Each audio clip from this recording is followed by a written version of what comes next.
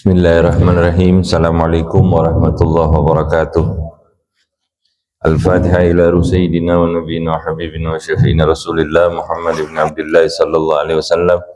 Thumma ila arwahi abai wa ikhwani minal anbiya wal mursalin wa thumma ila arwahi azwajihi wa ashabihi wa ahli baitihi tayyibin tahirin. Thumma ila arwah al-imam al-muhajir ilallah ila Rasul Ahmad bin Isa wa Sayyidina Ubaidillah bin Ahmad bin Isa wa usulih wa Ibrahim. Wa thumma ila arwah bil khusus sahib al-muallif رسالة أدب سلوك المريد الحبيب عبد الله بن علي بن محمد الحداد. نوينا بقراءة هذا الكتاب مثل ما نوائه ومثل ما نوى آباؤنا وجدادنا ومشايخنا وأسلافنا الصالح بقراءته ونفعنا بهم في الدين والدنيا والآخرة. وإلى حضرة النبي محمد صلى الله عليه وآله وسلم سر الفاتحة. أعوذ بالله من الشيطان الرجيم. بسم الله الرحمن الرحيم. الحمد لله رب العالمين الرحمن الرحيم مالك يوم الدين. إياك نعبد وإياك نستعين اهدنا الصراط المستقيم صراط الذين أنعمت عليهم غير المغضوب عليهم ولا الضالين آمين. الحمد لله والصلاة والسلام على سيدنا رسول الله محمد بن عبد الله صلى الله عليه وآله وسلم. Subhanaka la ilma lana illa ma 'allamtana innaka antal alimul hakim. Rabbi shrah li sadri wa yassir li amri wa hlul 'uqdatan min lisani yafqahu qawli, amma ba'd. Alhamdulillah, segala puji kehadirat Allah Subhanahu wa taala yang pada pagi hari ini kembali mempertemukan kita untuk kita lanjutkan pembahasan dari kitab Risalah Adab Sulukil Murid. Insyaallah ini sudah sampai kepada bab yang terakhir, babnya tatimah penutup, dan nanti ada ini bab tatimah penutup dan khatimatul kitab, kesimpulan daripada kitab, ya. Kita di pertemuan yang lalu sudah membahas tentang al-murid, tentang murid. Makna daripada murid bukan sederhana seorang yang belajar kepada seorang guru, tapi murid itu adalah orang yang menginginkan kedekatan kepada Allah Subhanahu wa taala, yang menempuh jalan untuk mendekat kepada Allah Subhanahu wa taala. Maka istilah ini maknanya jangan kita perkecil, ya. Tapi kita kembalikan kepada makna awalnya, yaitu orang-orang yang ingin mendekat kepada Allah Subhanahu wa taala dan mereka menempuh jalan seorang yang ingin betul-betul mendekat kepada Allah Subhanahu wa taala. Di pertemuan yang lalu kita sudah sampai pada pembahasan seorang murabbi, fungsi dari seorang murabbi. Murabbi itu bukan sekedar guru, tapi adalah seorang pendidik. Orang yang bukan sekedar mengajarkan ilmu, tapi berusaha untuk memahamkan orang-orang yang ingin mendekat kepada Allah Subhanahu wa taala sesuai dengan keadaan yang ada di dalam diri masing-masing orang. Jadi fungsinya jauh lebih daripada seorang pendidik kalau guru nih, murabbi ini. Tapi dia juga lebih dari seorang pengajar, tapi juga seorang pendidik yang mampu mengenali sifat-sifat seorang murid, kemudian mengantarkan mereka menuju kepada Allah Subhanahu wa taala sebagaimana keadaan mereka yang berbeda-beda satu sama lain, tapi memiliki satu tujuan yang sama. Ya. Kita akan lanjutkan pembahasan kitab tatimah. Qala al-muallif rahimahullahu taala wa nafa'ana bihim fid dharain amin radhiyallahu ankum. Wa idza aradta ayyuhal murid, wahai para murid, orang-orang yang ingin mendekat kepada Allah Subhanahu wa taala, jika engkau menginginkan sesuatu min syekhika, dari syekhmu, dari murabbimu, atau akan bertanya tentang sesuatu kepada mereka, maka hendaklah jangan sampai kewibawaan atau adabmu kepada gurumu tadi itu menghalangimu dari meminta sesuatu atau bertanya sesuatu kepadanya. Kadang-kadang ini kita di dalam agama itu bertanya itu adalah salah satu bentuk untuk supaya kita bisa benar-benar mengenal jalan kita menuju kepada Allah Subhanahu wa taala. Ini jangan karena adab tetap diperhatikan. Namun bertanya itu adalah sesuatu yang sangat dianjurkan. Jangan sampai di depan gurunya karena wibawa dari gurunya, kemudian kita seolah-olah ingin menjaga adab, kemudian kita tidak bertanya kepada guru. Salah, ya, keliru. Kalau mau betul-betul ingin mendekat kepada Allah, fungsinya syekh kita itu adalah untuk menunjukkan jalan kita kepada Allah. Kalau kita nggak ngomong banyak, kalau kita tidak bertanya tentang keadaan-keadaan kita kepada mereka, kepada para murabi itu, kemudian bagaimana mereka hendak menunjukkan jalan kepada kita? Ya, bertanya nggak apa-apa, tapi tetap perhatikan adab kita kepada mereka, bukan berlindung di balik adab. Ah, saya nggak mau nanya karena kalau nanya kayaknya nggak ada adab. Salah, tanya, tetap tanya, tapi tanyanya dengan penuh adab. Bertanya kepada mereka satu, dua, tiga kali nggak apa-apa, biar apa yang menjadi ganjalan di dalam diri kita itu menjadi jelas, sehingga kita bisa melangkah maju. Ini sebetulnya pembahasan seperti ini nih pembahasan yang sangat mendasar. Kita tidak berbicara tentang sesuatu yang muluk-muluk. Kalau kita ngerti tentang dasar-dasar orang-orang yang ingin mendekat kepada Allah, mengenai keadaan diri kita sebagai orang yang ingin menuju kepada Allah Subhanahu wa Ta'ala, kalau kita paham tentang itu, insya Allah jalan kita untuk menuju kepada Allah itu lebih mudah. Ya, jadi ini bukan pelajaran yang susah sebetulnya. Ini pelajaran sederhana, pelajaran dasar, pondasi. Tapi kalau pondasinya kuat, kuat dia nanti bangunannya. Tapi kalau pondasinya nggak kuat, begitu dah. Paling bisa kita bina itu bangunan, cuma nggak bisa tinggi-tinggi. Ada batasannya, ya. Berdiam dari permintaan atau pertanyaan bukan termasuk adab yang baik. Bukan termasuk adab yang baik. Kalau misalnya nggak ngerti, nggak nanya, itu bukan satu adab yang baik. Orang udah jauh-jauh datang untuk belajar, meluangkan waktunya, dia nggak paham, dia diam aja, itu bukan adab yang baik. Ya, adab yang baik adalah bertanya, dan bertanyanya itu penuh dengan adab, diperhatikan.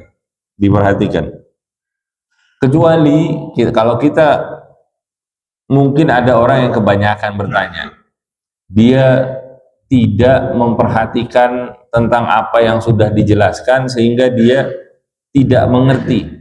Ya, kalau sampai seperti itu, kalau diisyaratkan bagi kita untuk diam, perhatikan dulu, kamu telaah ulang. Tadi ini udah dijelasin, sekali, dua kali, tiga kali dijelasin, dia nggak ngerti-ngerti, disuruh diam dulu. Perhatikan baik-baik, kamu pelajari lagi tadi yang sudah dijelaskan. Kecuali kalau diisyaratkan untuk berdiam, atau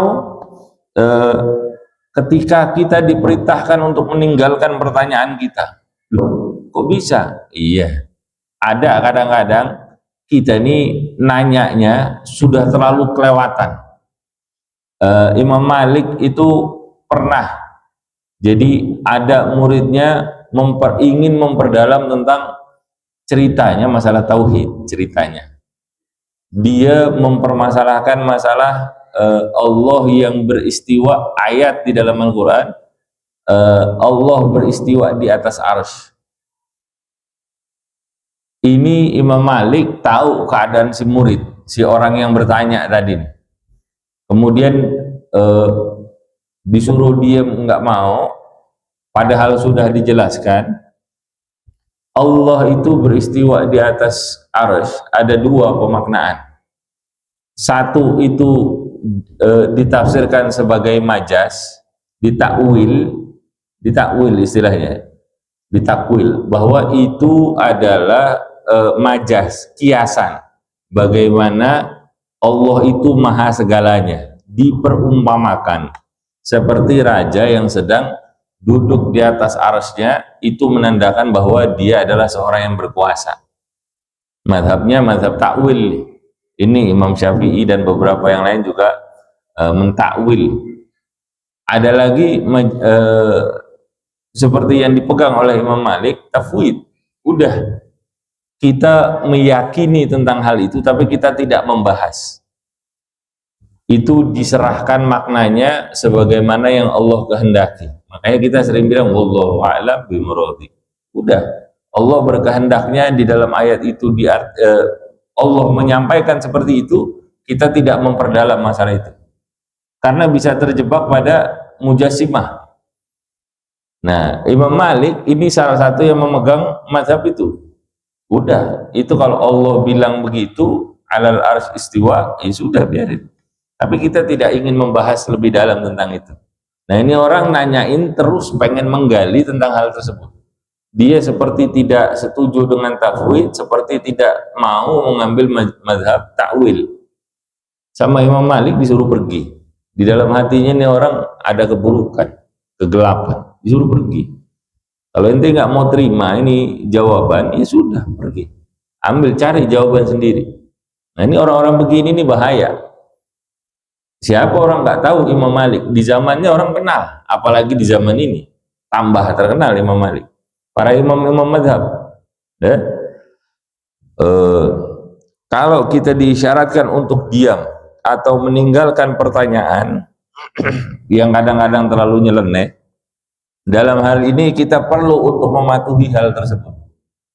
Ya, kalau syekh kita, guru kita melarang kita akan sesuatu atau meminta kita untuk mendahulukan seseorang daripada diri kita sendiri, maka yang perlu kita perhatikan adalah kita perhatikan keadaan hati kita. Jangan sampai ada pikiran jelek di dalam hati kita, kemudian kita tuduh macam-macam. Saya ini kan sudah lama belajar di sini, kok saya nggak diperhatikan sama guru saya? Ini orang-orang baru, kok diperhatiin terus sih? Apa-apa dia. Kadang-kadang itu terjadi. Kadang-kadang itu terjadi. Kalau kita sama-sama di dalam satu majelis, di dalam satu pondok misalnya, ya, belajar bareng-bareng, itu kadang-kadang keadaan-keadaan seperti itu terjadi. Tapi itu boleh jadi adalah ujian. Yang paling gampang kalau misalnya karena kita melihat keadaan secara umum, keadaan itu boleh jadi ujian buat kita. Ini tujuan kita ini betul atau tidak? Sekedar mencari ketenaran, mencari nama di hadapan guru, atau betul-betul ingin menuju kepada Allah Subhanahu wa Ta'ala. Kadang kita dihinakan di hadapan orang. Tujuannya lihat apa yang mau dituju. Saya dapat kisah bahwa Habib Umar bin Hafid, beliau ketika mendirikan pondok pesantrennya itu Darul Mustafa, itu beliau masih belajar kepada Habib Hasan bin Abdullah Syadri, Rubat Tarim. Rubat Tarim ini pondok pesantren paling tua, cukup tua di Tarim, di Hadramut. Itu karena kesibukannya, Habib Umar itu ketika datang pelajarannya ke Habib Hasan, itu dia suka terlambat. Sudah diperingatkan sama Habib Hasan bahwa kalau pelajaran itu nggak boleh terlambat, nanti nggak sempurna, gitu ya. Cuman ini kan karena memang kesibukan, akhirnya satu kali itu Habib Umarnya datangnya tetap terlambat karena kesibukan beliau, bukan karena malas-malasan. Dia ketuk pintu sama Habib Hasan, ditanya siapa di luar, Umar bin Hafid. Terus tidak diperkenankan masuk, duduk aja, berdiri aja di depan pintu.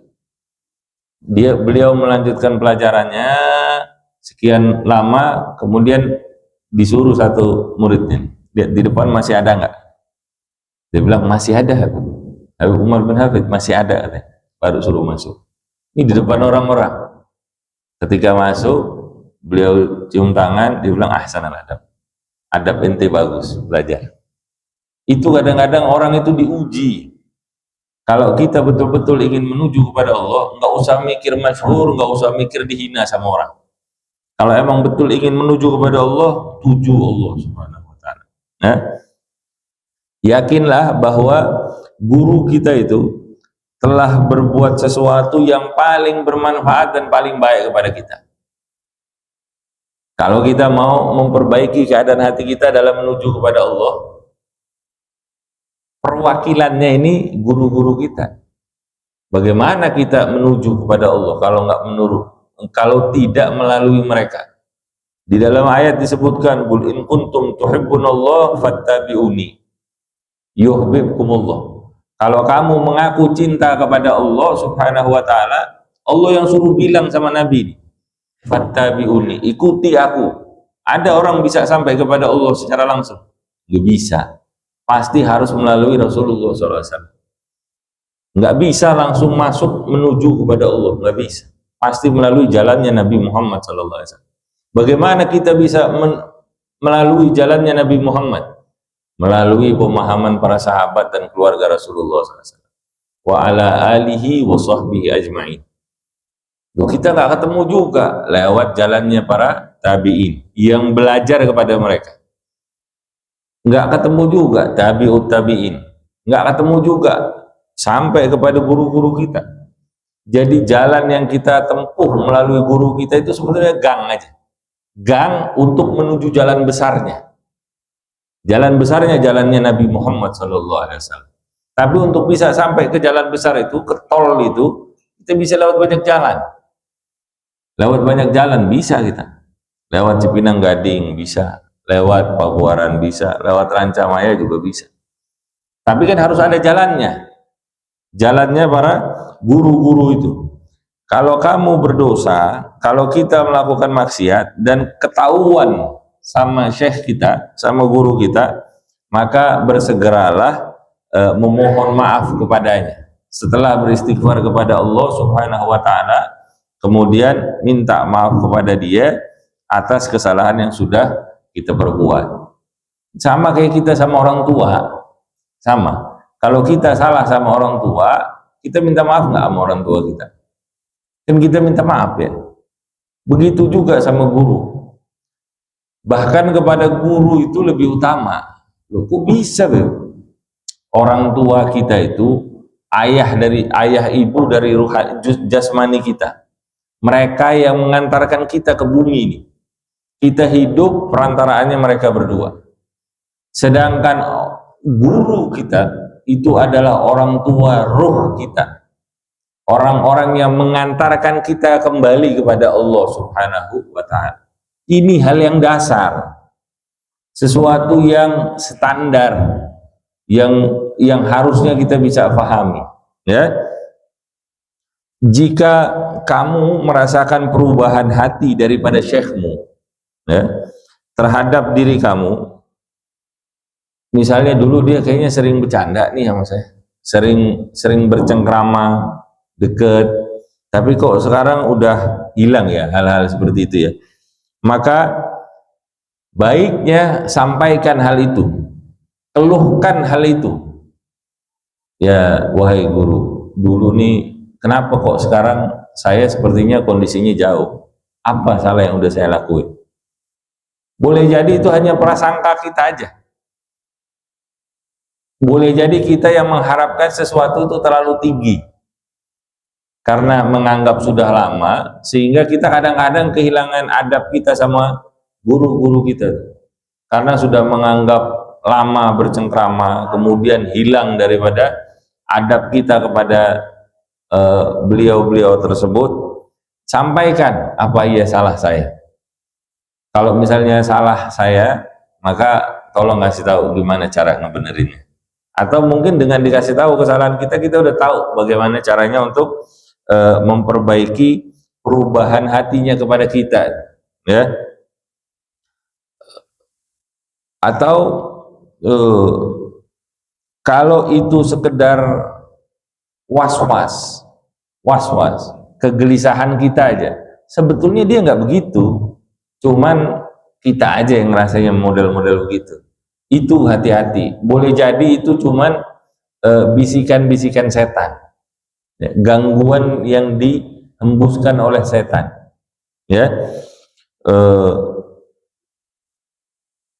Dia, setan itu melemparkan sesuatu yang buruk kepadamu sehingga menjadikan kamu berburuk sangka kepada gurumu. Setan mungkin susah untuk membuat kita berbuat maksiat misalnya, karena kita selalu berada dalam eh, penjagaan diri kita maupun guru kita, ya. Tapi bagaimana caranya supaya setan itu, supaya kita itu jatuh dalam kemaksiatan? Diputus dulu hubungan kita dengan guru kita. Karena itu memutus simpul kita kepada Allah Subhanahu wa taala. Diputus dulu yang begitu tuh. Kalau kita sudah diputus dengan hal-hal yang seperti itu, jauh keadaan kita sama guru kita, lepas kendali kita. Lepas kendali kita terhadap diri kita sendiri. Kemudian orang yang membantu kita untuk mendekat kepada Allah diputus juga. Nah, ini hati-hati. Supaya itu tidak terputus, maka tetap jalin hubunganmu dengan guru. Tanya. Kalau misalnya ada perubahan sikap, tanya. Apa salah saya? Tujuannya bukan mau debat. Tujuannya untuk kita tetap menjaga hubungan kita dengan Allah Subhanahu wa taala. Ya. Kalau kamu telah mengetahui bahwa syekhmu rela terhadapmu, maka tenangkan hatinya. Jadi yang penting kita tahu dulu nih, titik masalahnya apa. Jangan menduga-duga. Di sini juga ada pelajaran tentang komunikasi. Ya, pelajaran tentang komunikasi. Tanya, jangan kepinteran sendiri, ngerasa diri udah tahu segala-galanya. Nggak ada yang tahu isi hatinya orang. Tanya aja sudah. Itu akan memangkas waktu dan usaha yang banyak. Datang, tanya. Dikasih tahu, marhaba, perbaiki. Perbaiki keadaan diri. Kalau kamu tidak membicarakannya dan hanya berdiam diri tentang hal tersebut,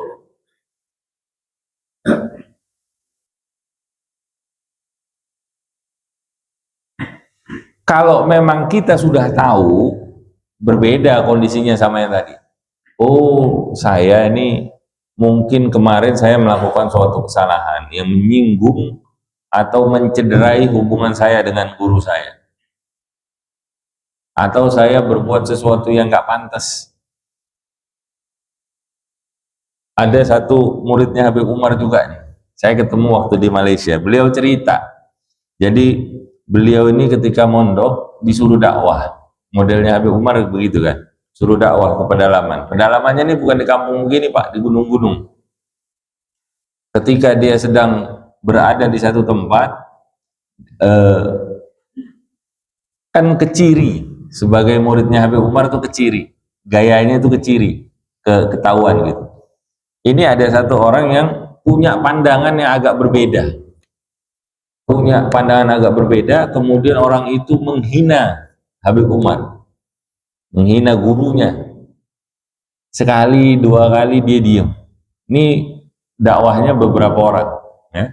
Ada sekitar 5 atau 6 orang gitu, 5 orang. Kemudian yang lainnya diam, dianya marah. Sekali dua kali dia diam, sekian kali itu marah dia. Dia balas orang itu. Dia balas cacian dengan cacian. Berita itu sampai ke Habib Umar. Sampai ke Habib Umar. Biasanya kalau habis subuh itu ada musofahah.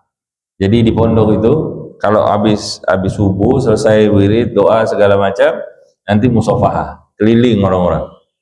Ini ketika si anak tadi ini, si orang tadi ini lewat di depan Habib Umar, biasanya Habib Umar memberikan tangannya, cium tangan segala macam.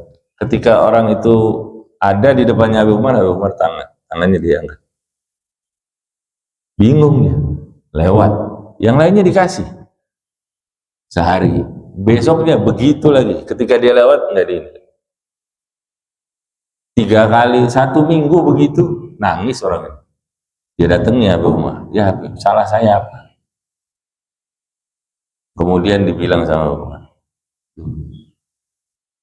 sejak kapan kamu diajarkan untuk membalas laknat cacian itu dengan cacian? Ada nggak kita ngajarin begitu? Baru dia sadar, oh kejadian itu. Ya soalnya dia begini begitu. Ada nggak kita ini diajarin membalas cacian dengan cacian? Siapa yang ngajarin ente begitu? Nggak ada. Sudah biasa itu. Jangankan seorang Umar, kan? Nabi Muhammad Rasulullah SAW dicaci nggak sama orang? Dilempari batu nggak? Dihinakan nggak? Diusir dari kampung halamannya oleh keluarganya sendiri. Akhirnya dia minta maaf. Si murid itu minta maaf. Dia belajar banyak hal. Setelah dari situ besoknya habis subuh dikasih lagi tangan. Boleh lagi kita musafahah, ya. Kalau kamu melihat seorang murid yang penuh dengan pengagungan dan pemuliaan terhadap syekhnya secara lahir maupun batin, dan dia juga yakin kepadanya, mengikuti perintahnya, beradab dengan adabnya, maka dipastikan orang-orang yang punya sifat seperti tadi itu, murid yang punya sifat seperti tadi itu, dia akan mewarisi rahasia, keadaan batiniyah daripada syekhnya tadi itu, kalau dia masih hidup sepeninggal syekhnya. Bisa nggak mewarisi begitu? Bisa, sangat bisa. Warisan itu datang, ini banyak nih kisah, saya banyak cerita kalau soal-soal begitu. Itu Syekh Ali Baros, bukan habaib, bukan. Dia berkhidmah, tahu berkhidmah Pak? Jadi pembantu di dalam majelisnya Habib Umar bin Abdurrahman Al-Attas. Ini empang Habib Abdullah bin Muhsin, turunan daripada Habib Umar bin Abdurrahman Al-Attas. Sohibul yang pertama kali disebut Al-Attas itu Habib Umar bin Abdurrahman Al-Attas. Ini Syekh Ali Baros cuman jadi khadim, pembantu di dalam majelis itu. Ada pelajaran, ada majelis, tugasnya dia bertugas ngurusin dapur, ngurusin makanan, ngurusin minuman, ngurusin yang begitu-begigu. Ntar sendalnya Syekh Ali, Habib Umar, dia pokoknya ngurusinnya begitu-begitu. Menurut kita itu bukan satu hal yang utama mungkin, tapi sebegitu dia mengagungkan gurunya, dia beradab kepada gurunya, itu sewafatnya Habib Umar bin Abdurrahman Al-Attas, itu yang menggantikan posisinya sebagai khadimul majlis, sebagai yang memimpin majlis itu adalah Syekh Ali bin Abdullah Baras. Bahkan sebegitu hubungannya, Habib Umar itu bilang, saya nggak akan terima Fatihah yang ditujukan kepada saya kalau nggak menyertakan Syekh Ali bin Abdullah Baras. Itu yang melanjutkan rahasia ya, apa bukan rahasia? Kalau bahasa Arabnya ya sir, rahasia ya. Itu yang mewariskan adalah Syekh Ali bin Abdullah Baras, karena hubungannya dengan gurunya lahir batin. Itu sahabat-sahabat Nabi itu ya begitu Pak, sama Rasulullah SAW, lahir batin. Lahiriahnya itu Nabi itu kalau tahallul rambutnya itu udah ada yang megangin, ntar dibagi-baginya ke siapa itu. Ini fisiknya Rasulullah SAW, rambutnya nggak bakalan sia-sia kemana-mana. Bahkan Sayyidina Khalid ibn Walid, pedang Allah maslul yang terhunus, itu dia di dalam imamahnya itu dia selipkan beberapa rambut Rasulullah SAW. Kalau orang sekarang nih Sayyidina Khalid mungkin dituduh syirik, tapi ada yang menuduh syirik Sayyidina Khalid ibn Walid? Nggak ada. Saifullah al-Maslul, pedang Allah yang terhunus ini, ditaruh beberapa helai rambut Nabi di imamah. Ditanya, kok ente nggak pernah kalah perang? Sayyidina Khalid nih kalau perang nggak pernah kalah Pak. Itu dia bilang karena dia, lihat ya keadaan hatinya, dia berkeyakinan itu wasilah daripada rambut Rasulullah SAW yang ada di dalam imamahnya, yang dia selipkan di dalam imamahnya. Satu kali itu di dalam peperangan, mau perang, imamahnya hilang. Ribut satu ini untuk mencari. Ini satu kisah aja udah tentang Sayyidina Khalid ibn Walid. Bagaimana keadaan hatinya terhadap Rasulullah secara fisik, dan bagaimana keadaan batinnya terhubung kepada Rasulullah secara ruhani. Ya. Kemudian kita sampai di khatimah, sifat-sifat murid yang memiliki keteguhan. Ini banyak nih, panjang nih, beberapa halaman. Karena ini adalah rangkuman daripada bagaimana hendaknya seorang murid. Nah, ini mulai dari sini mudah-mudahan jangan gampang ngaku-ngaku sebagai murid.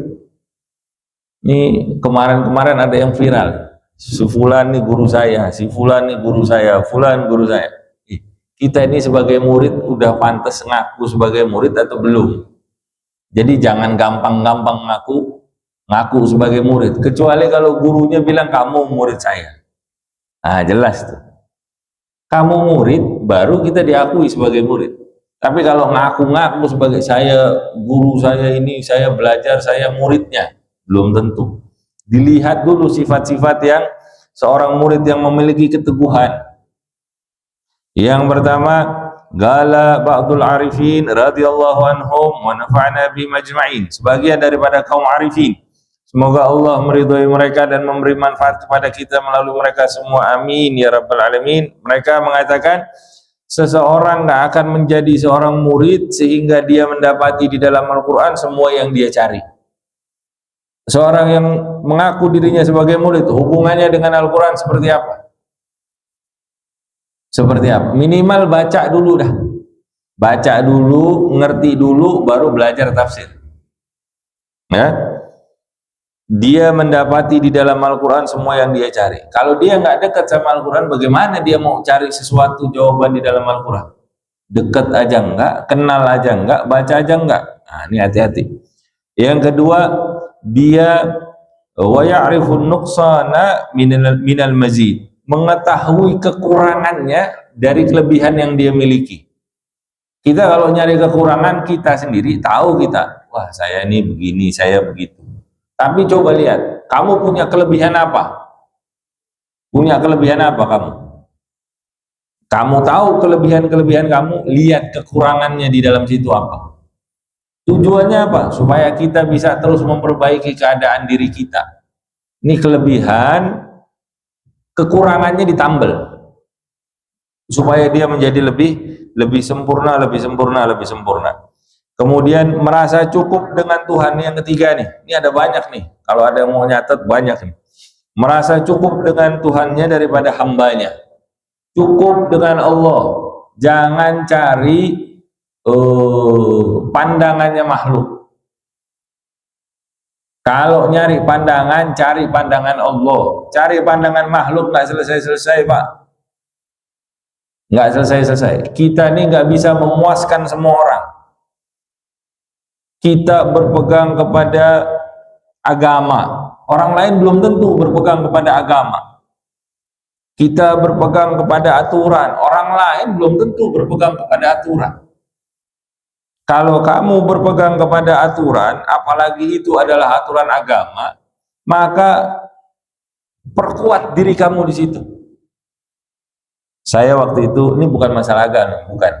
Tapi saya waktu itu datang, pernah ketemu sama komandannya Pas Pampres, bintang 2. Dia yang baru nih, Pak Edwin. Beliau sempat berpesan sama saya, Dek, kamu berpegang pada aturan. Selama kamu berpegang pada aturan, kamu kuat. Katanya. Kalau kamu di luar daripada aturan, kamu lemah. Itu dia bilang kunci saya sampai sekarang saya bisa bertahan sampai saat ini. Nah, ini bukan bidang agama memang. Tapi pelajaran itu ada juga di dalam agama. Ada di dalam agama. Kalau kita mau berpegang pada aturan Allah, merasa cukup dengan Allah, sudah. Manusia mau bilang apa, itu urusannya manusia, entah. Dia akan bertanggung jawab sama Allah. Kita akan ditanya tentang hubungan kita dengan Allah Subhanahu wa taala. Cari ridho Allah, bukan cari ridho makhluk. Ya.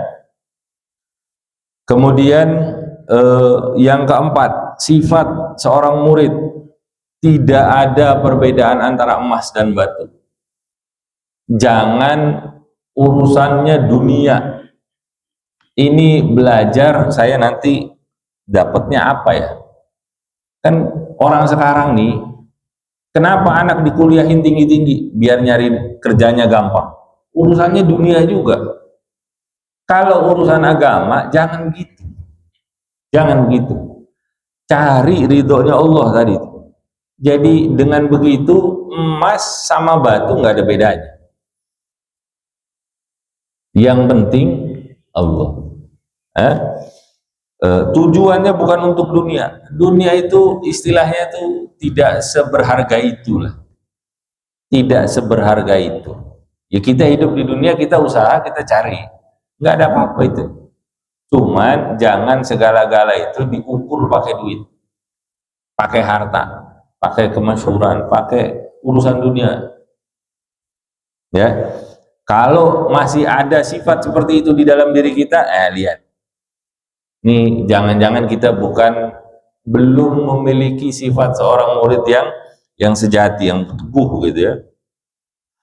Al-muridu man hafizal hudud. Murid itu adalah mereka yang mengetahui batasan-batasan. Ya. Hafiz itu artinya menjaga, mengetahui, menjaga. Menjaga itu maknanya bisa jadi dua. Satu, benar-benar menghafal. Kalau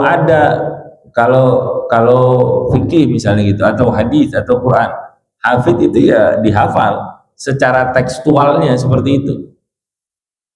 Atau bisa juga dimaknai sebagai menjaga, itu menerapkan, menghidupkan hal-hal yang ada di dalam agama, dia terapkan di dalam kehidupan sehari-harinya.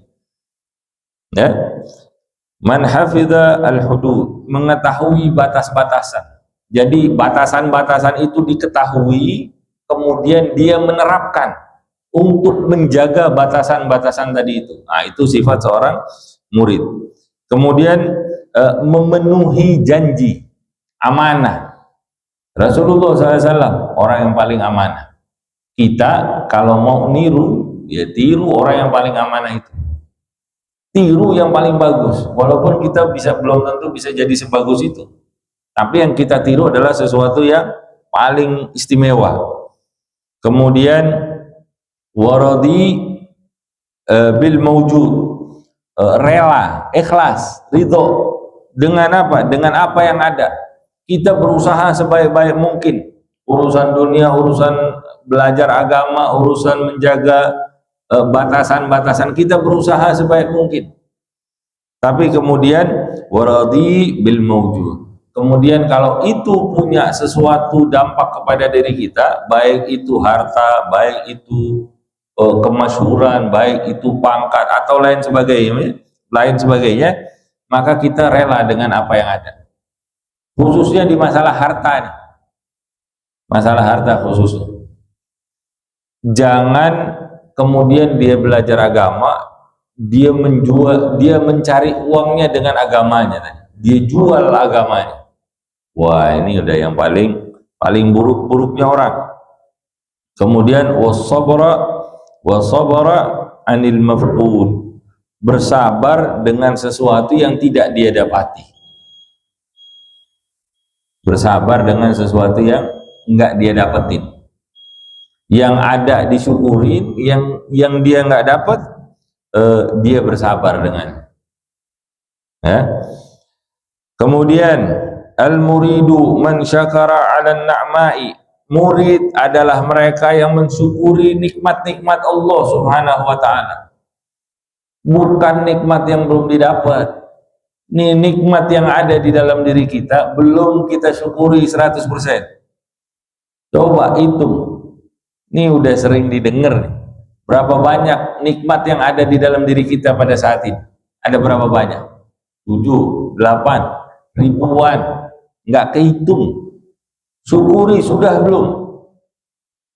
Daripada bingung ngurusi yang belum dia dapat, paling 1, 2, 3, 4, nggak nyampe 100, nggak nyampe.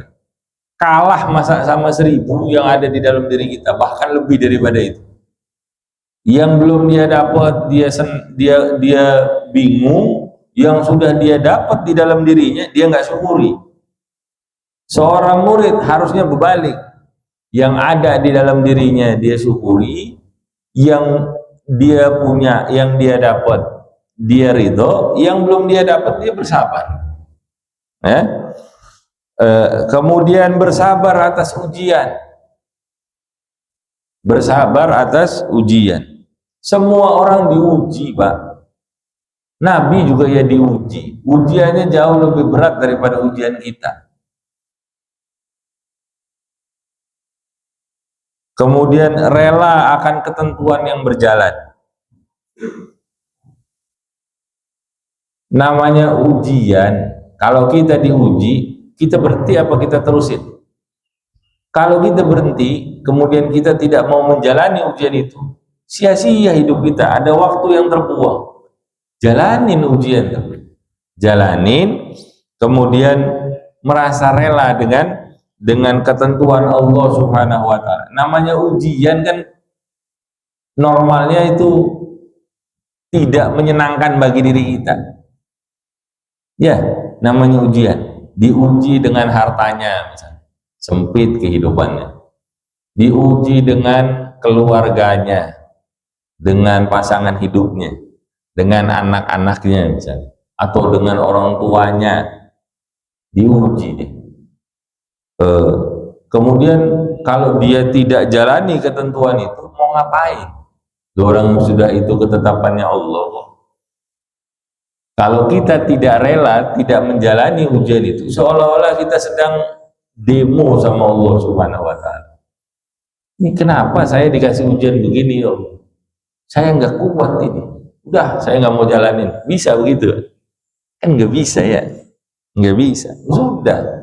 Sifat seseorang yang ingin betul-betul menuju kepada Allah, dikasih apa, diuji, rela, jalani ketentuannya.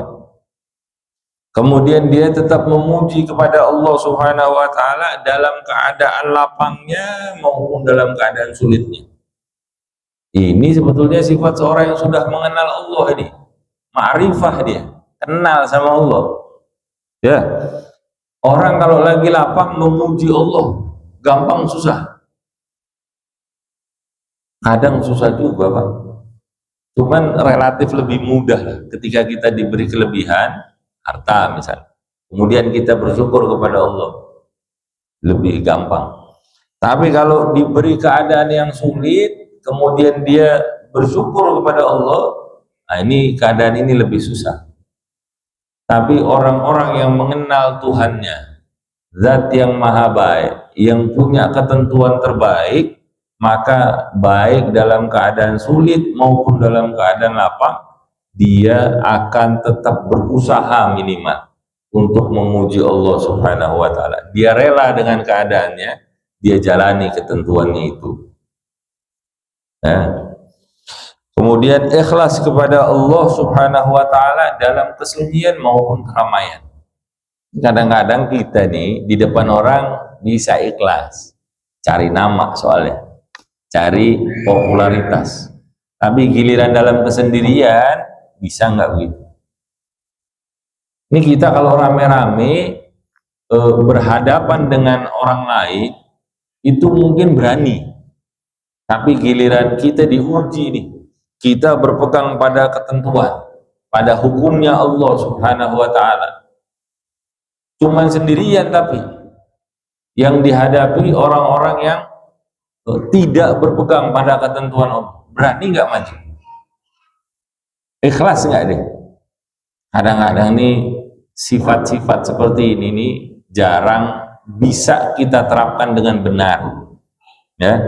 Tapi insya Allah jangan berhenti berusaha, tetap jalanin kehidupan. Bagaimanapun yang ngatur adalah Allah. Allah yang ngatur kehidupan kita, maka Allah akan dengan kita punya sifat husnudzon kepada Allah Subhanahu wa taala, maka apapun ketentuan itu akan Allah jadikan yang terbaik bagi kita. Ya. Ini baru masih banyak nih, masih ada 1,5 halaman lagi untuk kita bahas. Kalau kita mau lanjutkan sekarang, saya kira terlalu memakan waktu. Mudah-mudahan kita akan lanjutkan pertemuan ini dalam pertemuan yang selanjutnya. Allah kasih umur panjang, sehat walafiat. Kita masih ingat sama apa yang sudah kita bahas. Ini kadang-kadang kalau waktunya sudah sampai 1 bulan lebih, ini kadang-kadang udah mulai hilang lagi, momentumnya hilang, apa yang sudah dipelajari hilang. Katanya Habib Ali Habsyi, ilmu itu seperti kuda liar, ya. Maka kekang dia dengan pena dan kertas.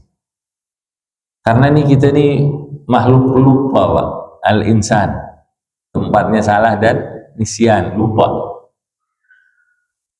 Ini saya sih berharap kalau datang ke pengajian-pengajian jangan lupa bawa pena sama kertas. Ini sekarang nih mungkin kita ngerti, kita masih inget lah apa yang disampaikan sekarang. Ntar 5 menit lagi kita keluar, duduk di depan, ngobrol segala macam. Tadi yang kita bicarain di dalam majelis kadang udah lupa. Makanya dia tuh benar-benar gampang untuk pergi. Ikat dia dengan pena dan kertas. Datang bawa pena dan kertas, pulpen sama buku dah. Mudah-mudahan Allah Subhanahu wa taala menjadikan apa-apa yang kita dengar tertanam di dalam diri kita, di dalam hati kita, dan semoga dengan apa yang tertanam di dalam diri kita, kita mampu untuk melaksanakannya, mengejawantahkannya di dalam kehidupan hari-hari kita, dan semoga dengan itu kita betul-betul berjalan di jalan yang di situ menuju kepada Allah Subhanahu wa taala, dan kelak kita akan dipertemukan dengan Allah Subhanahu wa taala, dikumpulkan kita bersama Rasulullah di dalam surga Firdaus al-A'la tanpa didahului hisab, tanpa fitnah. Ini ada yang mau ditanya dulu nggak tentang pembahasan kita pagi ini? Ini jam berapa tadi itu? Suruh ini jam berapa suruh? 5:02. Masih ada waktu sekitar 7 menit lagi. 5:54, baru sekitar 6 menit yang lalu.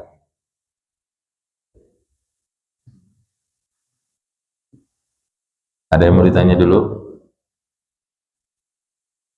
Kalau nggak ada kita tutup nih. Kita tutup tapi jangan ngapa-ngapain dulu. Udah biar di sini. Sampai kira-kira 9 menitan lagi dah. Kan sayang 9 menit kalau cuma diam-diaman. Mendingan nanya. 1 menit. Nggak ada ya? Yakin ya? Pak? Jangan tidur ini. Enggak ya? Kita tutuplah insyaallah dengan doa kafaratul majlis. Sama-sama kita baca subhanakallahumma wa bihamdika asyhadu an la ilaha illa anta astaghfiruka wa atubu ilaik. Subhana rabbika rabbil izzati amma yasifun wa salamun alal mursalin walhamdulillahi rabbil alamin. Wassalamualaikum warahmatullahi wabarakatuh.